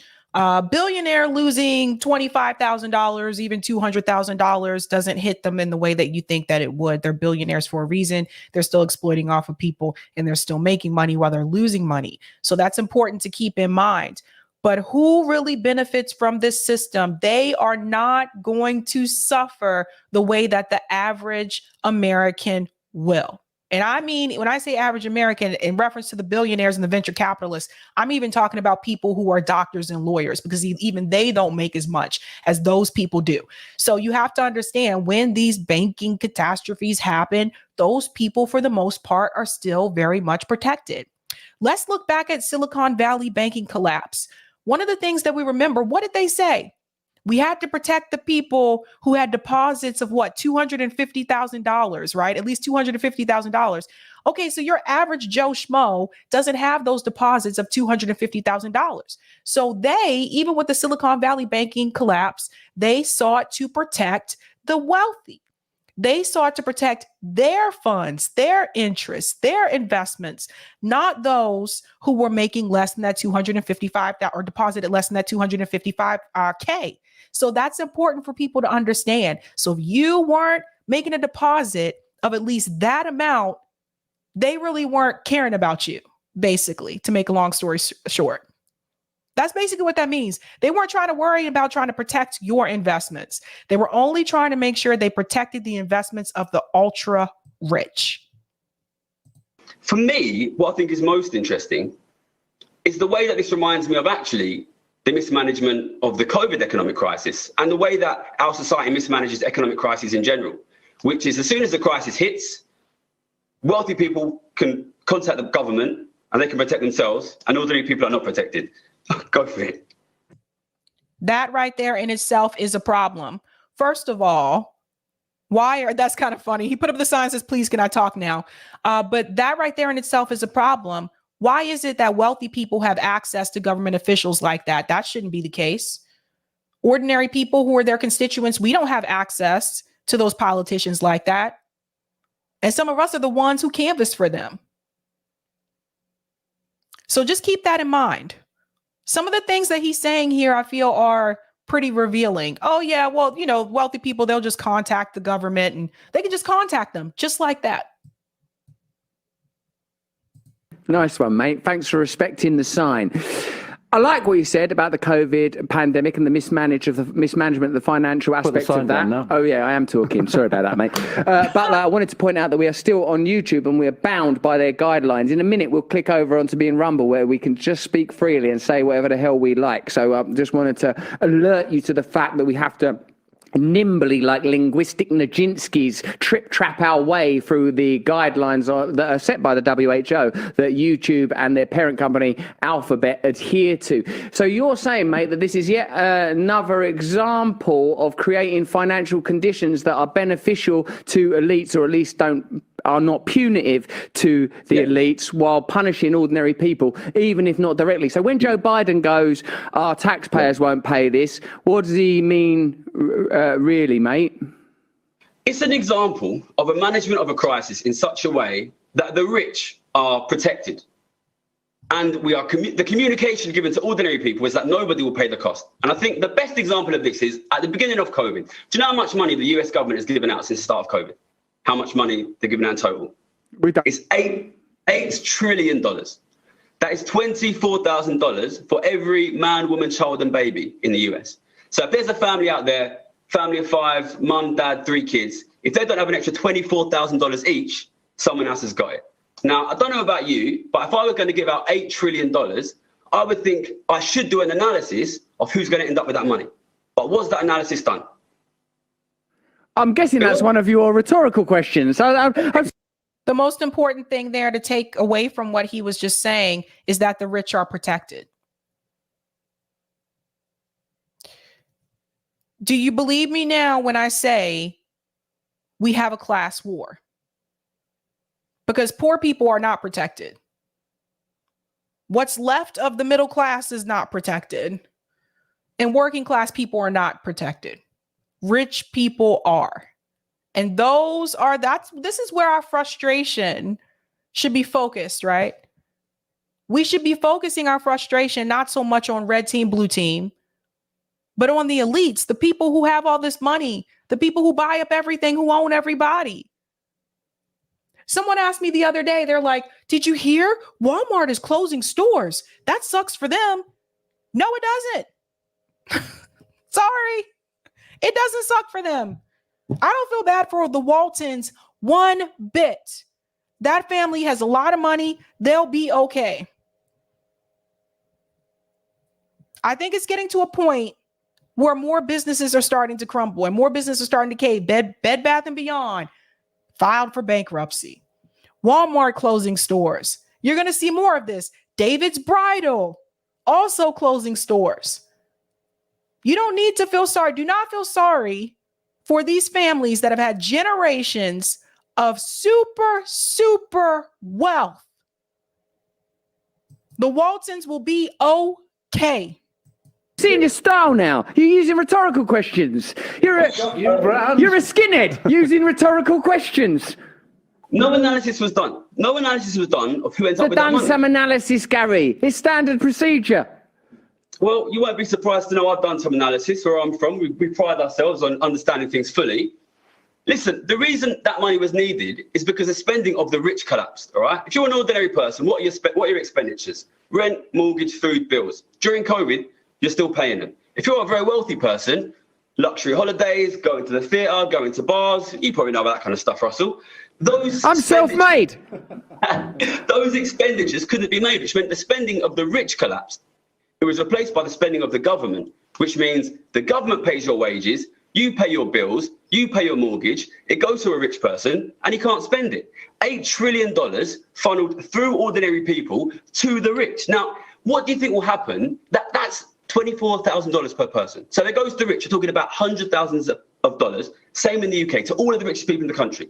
What do you think will happen if in a period where the economy is closed, we give hundreds of thousands of dollars or pounds to all of the richest people in the country? When you reopen, you'll have inflation and a cost of living crisis. It was obvious. And if you don't believe me, go look at my YouTube. In June 2020, I predicted massive increase in inequality, massive increase in inflation and a cost of living crisis, because that is what happens when you massively increase inequality. And people need to understand that when crises happen, we need to start looking at them through the lens of inequality. Who wins and who loses? And poor people always lose. Doesn't matter if the president is a Republican or a Democrat. At the end of the day, when we have a crisis, poor people always lose. Working class people always lose. Rich people are okay. He brought up the pandemic, something I want you to think about. At the height of the pandemic, did you notice how certain celebrities and other rich people, they were able to obtain resources to protect themselves that the rest of us had no access to? They were able to get those N95 masks. When I went to look for them, there was nothing to be found.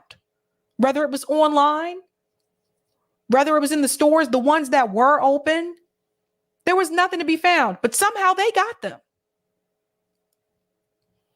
Any crisis, it will be this way.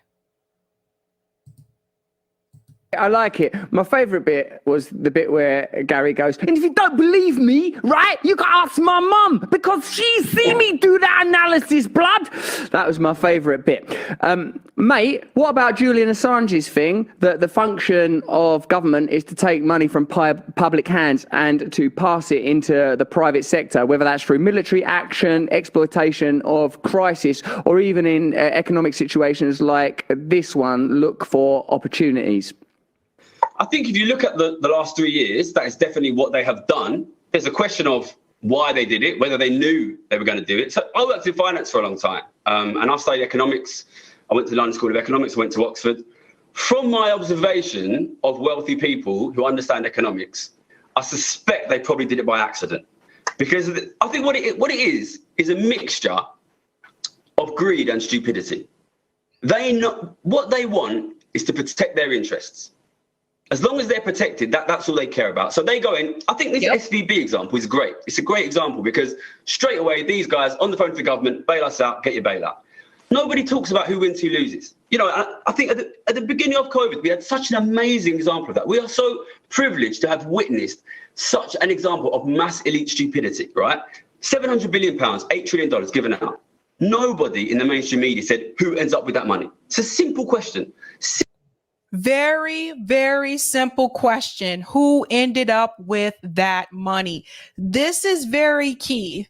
Very key. Look at all the people that lost their jobs, all the businesses that had to permanently close, especially in states like mine that Massachusetts was shut down, right? Like, look at all those mom and pop, like small businesses that had to close permanently, all those people that were unemployed. Where did all that money go to? Where did it all go?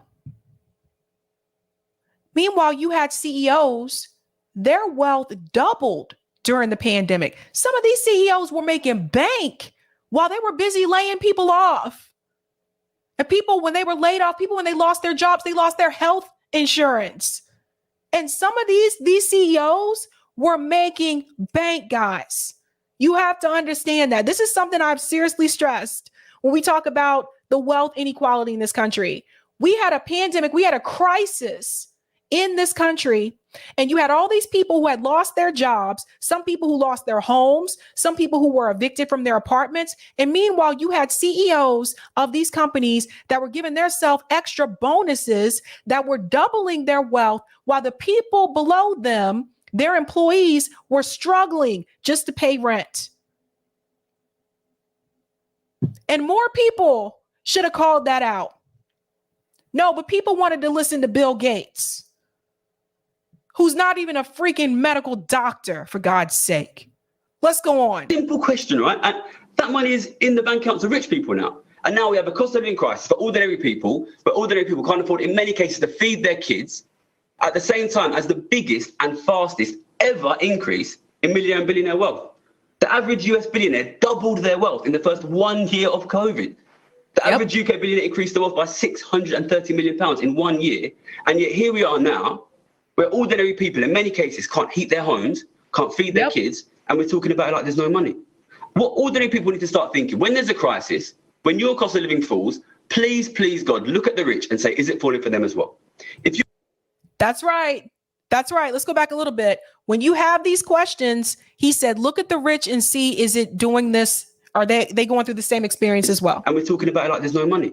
What ordinary people need to start thinking, when there's a crisis, when your cost of living falls, please, please, God, look at the rich and say, is it falling for them as well? If your life is getting worse and their life is getting better, probably what's happening is inequality is increasing. If you look at the statistics, that is what's happened here. It's a brilliant lens to provide, mate, because it does seem like the very definition of a wealth transfer, an energy crisis that leads to profitability for energy companies, even though they receive them subsidies, a financial crisis that appears to somehow or another benefit financial elites, wars that benefit the military-industrial complex, medical crisis that benefit the pharmaceutical industry. Before you know it, crisis becomes the state that most benefits the elite, so crisis for ordinary people becomes de rigueur. Well, that was a fantastic... That's right. This is very important. And I want to add this as well. And then I'm going to show you what the Financial Times said in reference to the banking crisis. I think it's important for us to seriously sit back and think about this for a second. While people were struggling to pay for groceries, and some people still are, Bill Gates was buying farmland. Pass that on to your friends. While people were are struggling still to pay for groceries, Bill Gates is buying farmland. Write that down. Now, the Financial Times, they did have something to say about this banking crisis. Now, this was sent to me earlier this morning. They said depositors pulled nearly $60 billion from 3 U.S. banks as Apple raises pressure. And there's one piece here that I want to point to, especially with a company like State Street. We go to here. Here we go. Big U.S. financial groups, Charles Schwab, State Street, and M&T suffered almost $60 billion in combined bank deposit outflows in the first quarter as customers continued to move their money in search of higher returns. The deposit flight has been turbocharged by the collapse last month of Silicon Valley Bank and 2 other U.S. lenders, with cash moving out of bank accounts at a pace not seen since the aftermath of the 2008 financial crisis. And that's why I told you, he said he didn't think it'd be that it's not as bad as the 2008 housing crisis. The Financial Times disagrees. Maybe some of the, economists, maybe they don't want to scare people, but I remember them not wanting to scare people in 2008 too. But this is coming from the Financial Times. Not seen since the aftermath of the 2008 financial crisis. Very important.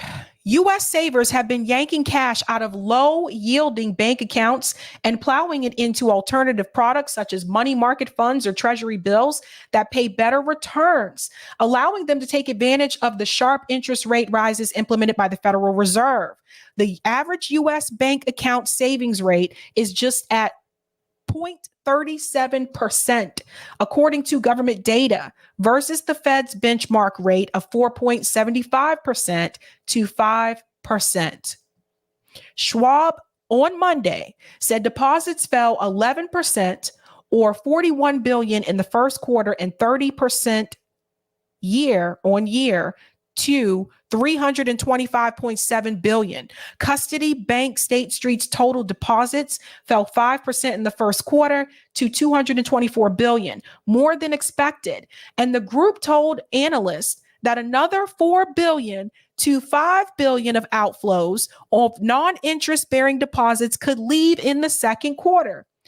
M&T Bank reported total deposits had declined 3% from $163.5 billion at the end of 2022 to $159.1 billion. The deposit flows reported in first quarter earnings herald an anxious start to a week when dozens of regional and mid-sized banks are due to announce their results, providing a fuller picture of the damage wrought by the failure last month of SVB and other lenders.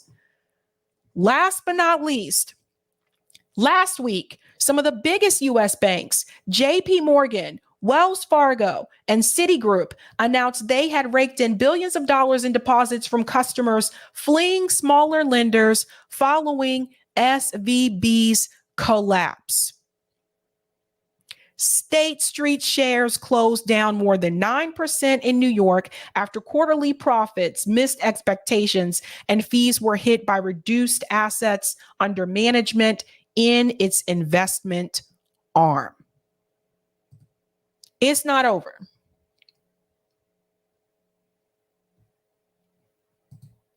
So again, I think they're trying not to worry people, but like I said, I remember them making this same mistake in 2008, not wanting to worry people and keeping things from the people. If you get the opportunity to do so, please subscribe to Financial Times. You do have to pay for it. I think I pay like $1 a month or something like that. But they give me information that I'm not getting everywhere else when it comes to the banking industry, when it comes to economics. So that is that. All right, I'll take that comment on Rockfin.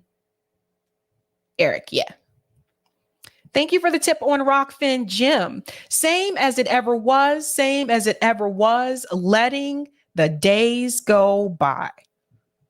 He is just quoting out lyrics tonight, huh? Quoting out lyrics. Dave says the top of the pyramid is a small point only a few can perch on. Thank you for the super chat, Star Child. I worked in the UK banking world 30 years ago, and it was slowly being infected by the insatiable greed for money over integrity. Love your work, Sab. Thank you so much, Star Child. I'm a star boy. You remind me of that song now. Look what you done. The weekend fell on the weekend. Rick says capitalism will always put profits over people every single time. Thank you for the super chat, Miss. You should have Chris Martenson on to talk about the book called Crash Course About the Economy, Energy, and Environment. Very informative, very smart. I can reach out to him. Chris Martenson. I'll look that up. I'm a star boy. Look what you done. Thank you for the super chat, Roger Meadows, Nevada. Yes, I have not forgotten. We're going to get to that in just a second, but I do want to make sure I re-announce this because I don't want people to forget because most people are not used to me being live tomorrow, especially in the morning. That's for sure. Okay.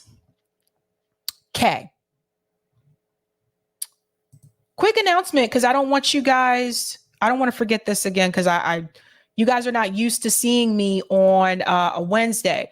But tomorrow morning, I will be live at 11:15 a.m. I just want to remind you that I will be on the ground.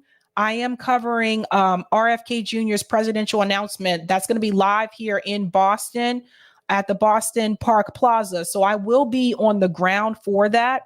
Again, that's at 11:15 a.m. I'm actually going to have to get up pretty early because press is supposed to be there around 9.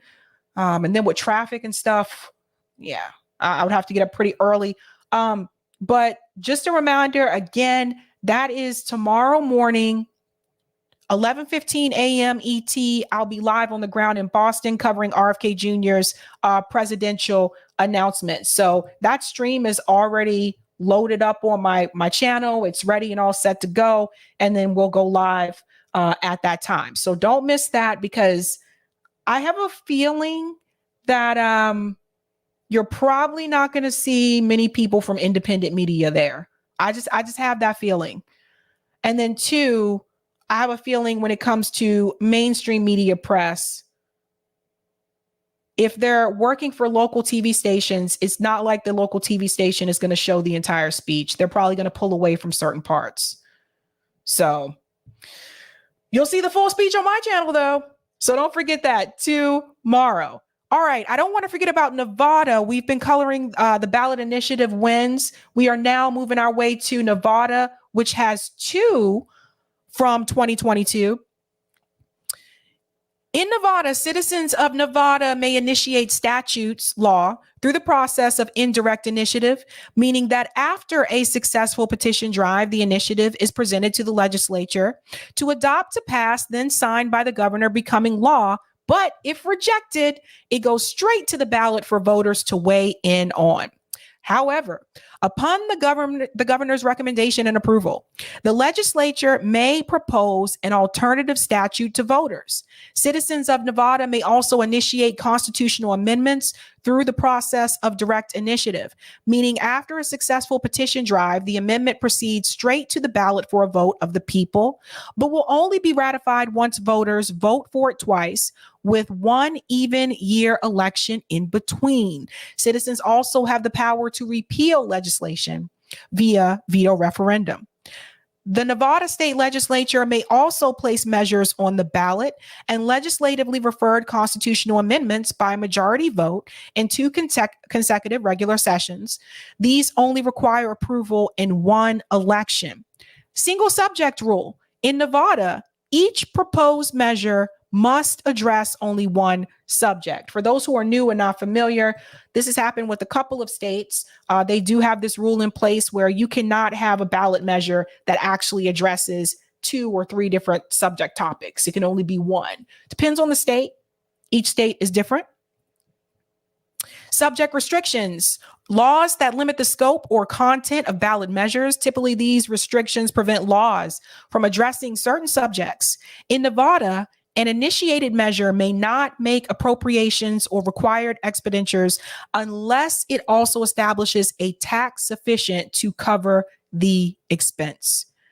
Okay, let's go to the number of signatures that are required. Nevada requires the same 10% of signatures for initiated constitutional amendments, indirect initiated state statutes, veto referendums, and statute affirmations. Signatures for indirect initiatives are due 2 years before the election in which the measures would appear, meaning the signature requirement for indirect initiatives is different from other types of citizen-initiated measures for a given election year.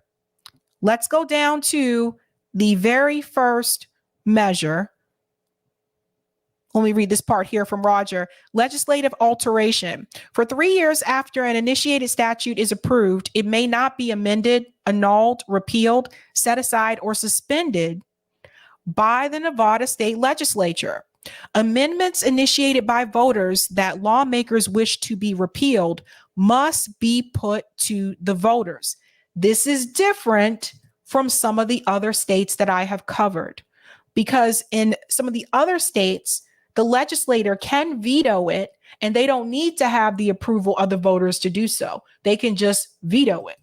Roger goes on to say this is unique to Nevada because in other states, there is no waiting time where the legislator can start the repeal, amend, set aside, suspend, or annulment process right away with no voter input.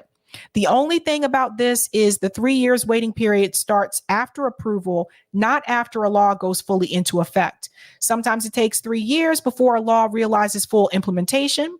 So I do that and stretch that 3 years to a decade after full implementation. All right, let's go to the first measure here. Nevada question 1, Equality of Rights Amendment.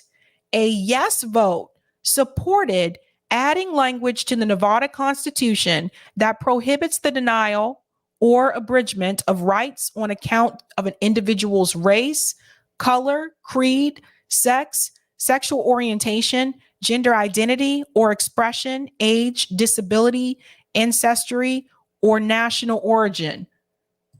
I was actually surprised that they did not already have that in place. Anywho, this measure passed by 58.63%. Who supported this?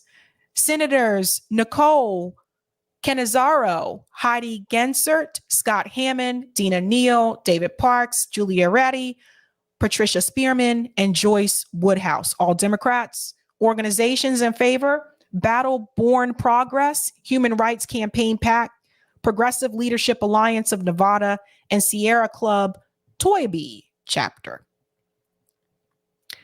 Okay, one of the arguments in support, Senator Scott Hammond, I can find no part of it that is anything but equality under the law. This is a question of justice, period. That's interesting. They did not have that. Who opposed it? Alliance Defending Freedom, Nevada Families for Freedom, Pro-Life League of Nevada. One of the arguments against it from Janie Henson says the amendment will result in inequality and confusion and will eliminate protections and benefits women currently enjoy. Okay. Okay. There was no money that was spent to support this measure or to oppose this measure. And the other ballot measure is Nevada Question 2, and that is the minimum wage amendment. A yes vote supported amending the state constitution to increase the minimum wage for all employees in Nevada to $12 per hour by July 1st, 2024. So not even the $15 an hour, but 12, you guys. Sorry. Remove the existing annual inflation adjustments to the minimum wage and allow the state legislator to pass a minimum wage law setting the rate higher than the constitutionally mandated minimum. This measure passed by 55.18%. I'm actually surprised in reference to increasing the minimum wage, it didn't pass by more than that. Be interesting to hear from those of you that are in Nevada why you think that is. Who supported this? State Assemblyman Jason Frierson, organizations Battle Born Progress. Here's one of the arguments in favor. From Jason, the distinction between minimum wage depending on whether or not there is health care has been included in the Nevada Constitution for some time. It's important to note that Nevada is the only state that has this distinction. We've had numerous conversations in an attempt to define what healthcare benefits need to be in order to qualify. It's an unusual way to calculate minimum wage and distinguish between minimum wage rates. We believe it's time to make that change so Nevada can remain competitive to our surrounding states. I just thought about the Michael Jackson song when he said, make that change. Gonna make a change. Who opposed it? Republican Party of Nevada, organizations Americans for Prosperity Nevada, Americans for Tax Reform, Las Vegas Metro Chamber of Commerce, and Nevada Families for Freedom. One of the arguments against it, the minimum wage is designed for entry-level jobs, which will be eliminated, depriving young people of work experience and opportunities. Higher minimum wage hurts the very people they are supposed to help, including minorities, low-skill workers, and teenagers. They kill me with this term, low-skill workers. I really don't like that. Really don't like it. But it's interesting. They say the minimum wage is designed for entry-level jobs, which will be eliminated, depriving young people. It's really interesting because nowadays, when I go to some of these places where people are making minimum wage, I see a lot of older people working those jobs nowadays. Whereas when I was growing up, I worked those jobs. When I was in high school, me and a lot of my friends, it was teenagers working at McDonald's. It was teenagers working at the mall. It was teenagers working at, Burger King. Now, when I go to those places, you know who I see working those jobs? Women who are like in their 40s. One of the women that works at the gas station down the street, she's like 70 years old. What happened? There was no campaign finance money to support or oppose increase in the minimum wage. I see Kit is here. Kit says this year has been rough though. Yeah, I mean, like I'm seeing older people working these jobs that I'm just like, look, you know, people who are past retirement age, standing on their feet, long hours, working at gas stations, working, you know, retail. Interesting times. And just a note here from Roger Meadows, my commentary, first, why in the world would you vote to remove the provision that ties minimum wage to the cost of living? And then second, make sure you peep the highlighted. Again, to live in Nevada, it says here that you need to make $23.70 per hour for the state housing wage to live in Nevada. So that's important. People need to see this. In Reno, I think it's a little like $26. Las Vegas, $23. Douglas County, it looks like $22. Elko County looks like $22. And Carson City looks like around $21 an hour. In Nevada, the fair market rent for a 2-bedroom apartment is $1,232. In order to afford this level of rent and utilities without paying more than 30% of income on housing, a household must earn $4,108 monthly or $49,294 annually, assuming a 40-hour work week, 52 weeks per year. This level of income translates into an hourly housing wage of $23.70 an hour.